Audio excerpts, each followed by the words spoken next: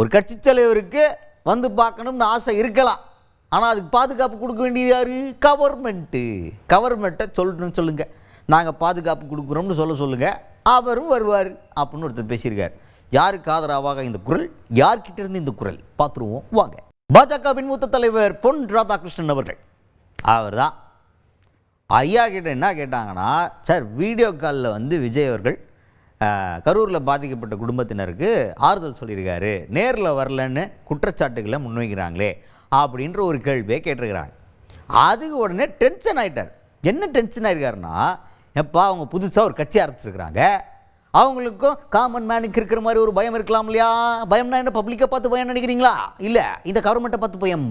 இந்த கவர்மெண்ட்டு இன்னும் ஏற்கனவே போனதுக்கு எப்படி ஆகிப்போச்சு, திருப்பி போனால் சும்மா வர முடியாது போல், அதனால எதுக்கு அங்கெல்லாம் போய்கிட்டு அப்புறமா போவோம் அப்படின்னு ஒரு பயம் வந்திருக்கலாம் இல்லையா?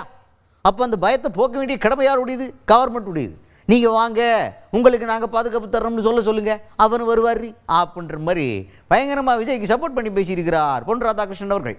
அவர்கள் ஒரு புதிய கட்சியை ஆரம்பித்திருக்கின்றார்கள். நான் யாரையும் நியாயப்படுத்துவதற்கு வரவில்லை. அவர்கள் ஒரு புதிய கட்சியை ஆரம்பித்திருக்கின்றார்கள். இன்னைக்கு எல்லா மக்களைப் போல அந்த கட்சியை சேர்ந்தவர்களுக்கும் அச்சம் இருப்பதற்கான வாய்ப்புகள் உண்டு.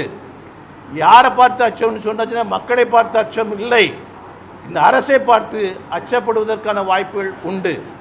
ஒரு தடவை போனதுக்கு எப்படி நடக்குது, இன்னொரு தடவை போயாச்சுன்னு சொன்னால் சும்மா வர முடியாது. இப்போ நான் போயாச்சுன்னு சொன்னாச்சுன்னா ஹாஸ்பிட்டலுக்கு போகிறேன், மார்ச்சரிக்கு போகிறேன், சம்பவம் நடந்த இடத்துக்கு போகிறேன், குறைந்தபட்சம் இந்த இதெல்லாம் பார்க்குறேன். இதே போல் ஒரு கட்சியினுடைய தலைவர், இப்போ எங்களுடைய கட்சி தலைவர்கள் அந்த டீம் வந்தது, இவங்க ஹேமாலினி டீம் எல்லா வீடுகளுக்கும் போனாங்க. அதே போல் அந்த கட்சியினுடைய தலைவர் விரும்பலாம், அதுக்குள்ள பாதுகாப்பு ஏற்பாடுகள் நாங்கள் தயாராக இருக்கிறோம், சொல்லட்டும். சொல்ல வேண்டிய யாருடைய கடமை? சார், தமிழ்நாட்டில் நடக்க முடியாத அளவுக்கு, அச்சப்படக்கூடிய அளவுக்கு ஒரு கட்சியினுடைய தலைவருக்கே வருகிறது என்று சொன்னால், அச்சம் வருகிறது என்று சொன்னால், தமிழகம் எந்த அளவுக்கு தாழ்ந்து நின்று கொண்டிருக்கிறது என்பதை புரிந்து கொள்ளுங்கள். அதுக்கடுத்ததாக இந்த கரூர் சம்பவத்தை வச்சு அரசியல் பண்ணுறாங்க.